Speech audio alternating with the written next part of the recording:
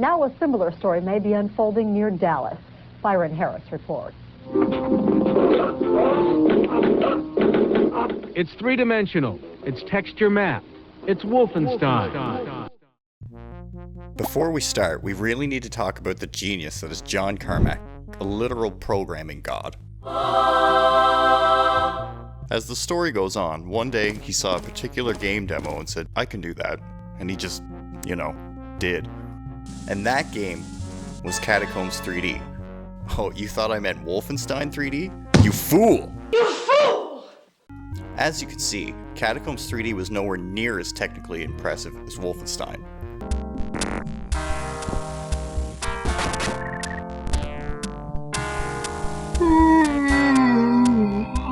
Oh, also, did we mention that it was all shareware? You were able to play Escape from Castle Wolfenstein for free, and technically, you still can to this day.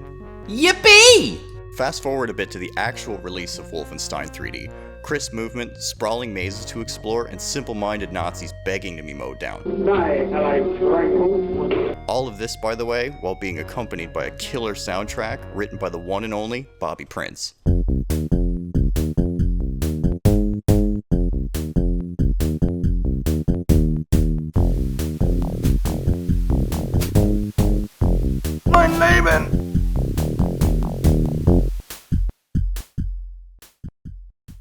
The game is the creation of John Romero and 5 other computer whizzes who comprise a company called id Software. We start the game with a small amount of backstory to explain what's going on. You are William B.J. Blazkowicz, the Allied forces' ace in the hole when it comes to getting shit done. While trying to uncover proof of Operation Eisenfaust, you're caught and thrown into the dungeon Castle Wolfenstein. Outside your cell is a guard who, according to the instruction manual, helped an SS dentist try to jumpstart your tonsils earlier that day. Ugh. And steal his gun. Let the game begin. Starting the game up on Death Incarnate difficulty, we exit our cell and encounter our first enemy, the guard.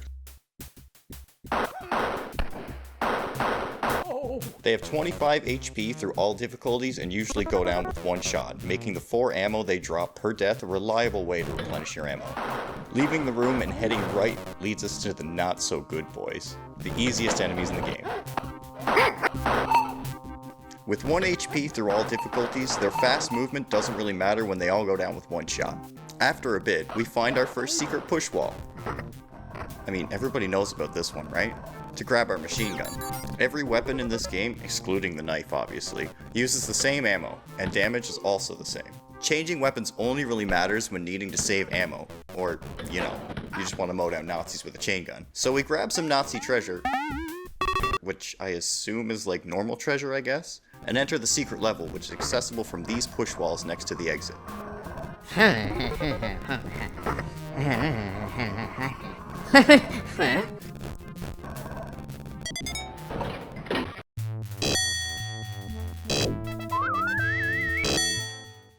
Together with another firm called Apogee Software, Romero and his co-workers have parlayed a love of computers and computer games into a multi-million-dollar business. This is easily the hardest level in the episode, and, like all secret levels in the game, they're labeled as Floor 10.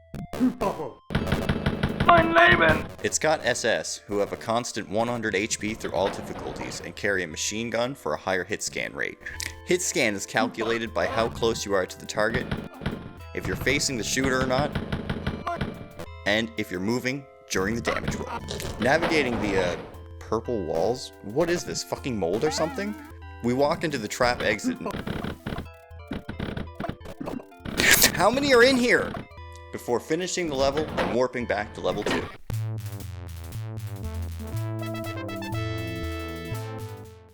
"31-year-old Scott Miller and 29-year-old George Broussard, who own Apogee, discovered a breakthrough in marketing computer games. They sell directly to the public." So in this level, we introduce our first key. Some maps require finding more than one, making some levels an absolute slog. Luckily, we don't have to worry about that. We make our way out of the second floor with little to no trouble from the scattered SS, which is nothing compared to the previous floor. But first, they give away part of the games they sell through a service called Shareware. This one gave us a lot of trouble, taking hard shots from the guards. It also has my favorite secret level of the episode. It's not much, but it just looks cool. Whoa. Right? Run up this. That was actually worth it. That was pretty cool. I liked that a little bit. Yeah, me too. I always thought that was a cool secret as a kid. That's a pretty cool secret. The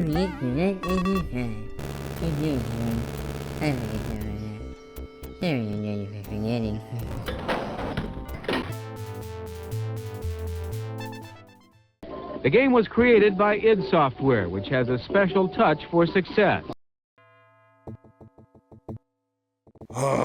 Okay, claiming our first death of the run.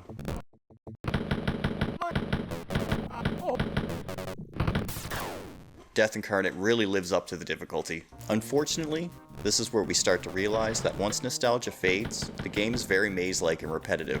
Everything starts to look the same in terms of textures, and the 3 enemy types more than stay their welcome.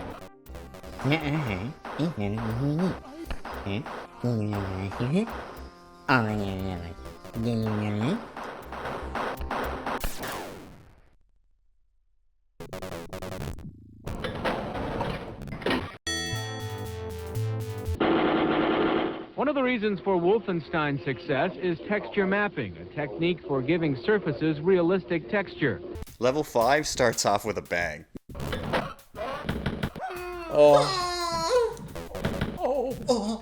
Has anybody noticed that the muffled screams from the guards sound like that one meme of the pufferfish eating the carrot? Anyway, we run around looking for the key after getting lost. And skip the only secret push wall in this episode that actually has enemies in it. I'm ready. Ooh, he found it. I think this is like one of the only secrets with enemies in it. Oh yeah, look at that. Ooh, yeah. Mow him down.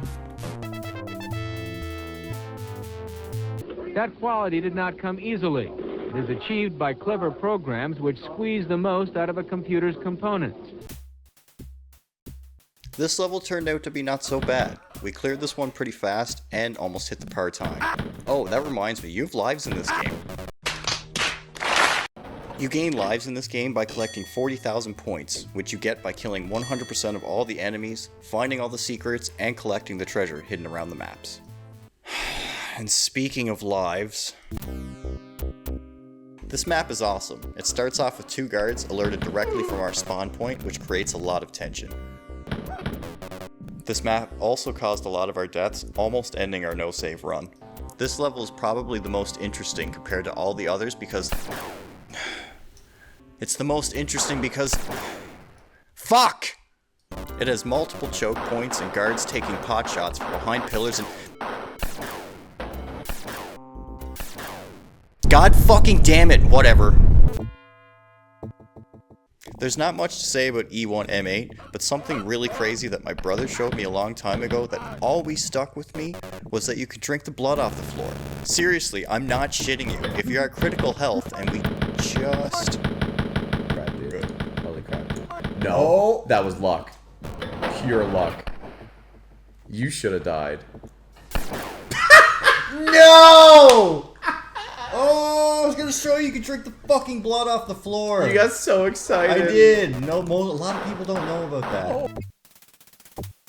E1M9 is always the floor with the boss. In this case, it's Hans Gross. Guten Tag. With an insanely high 1200 hit points in Death Incarnate and dual hit scan chain guns, he's no joke. Find the secret push wall on the left side of the main lobby here to refill if needed. And start the fight by opening the door. Guten Tag. As long as you stay out of his sight when he starts his firing animation, you should have no problem mowing him down with the help of the chain gun in just a few seconds. Mutti.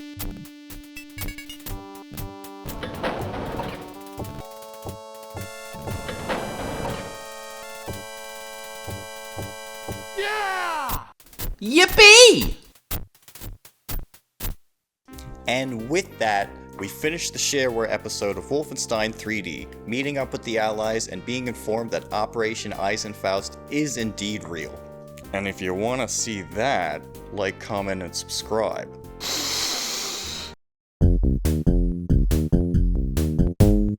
Overall, my final verdict for this game is it doesn't really hold up well. It's decent for about an hour or so, but breaks are definitely needed to get through the monotony. It's easy to get lost, and everything starts to blend in and look the same through the sprawling environments. All in all though, I give the Shareware version of Wolfenstein 3D its due. It made the genre a huge success, and definitely gave people wanting more in terms of the other 2 episodes.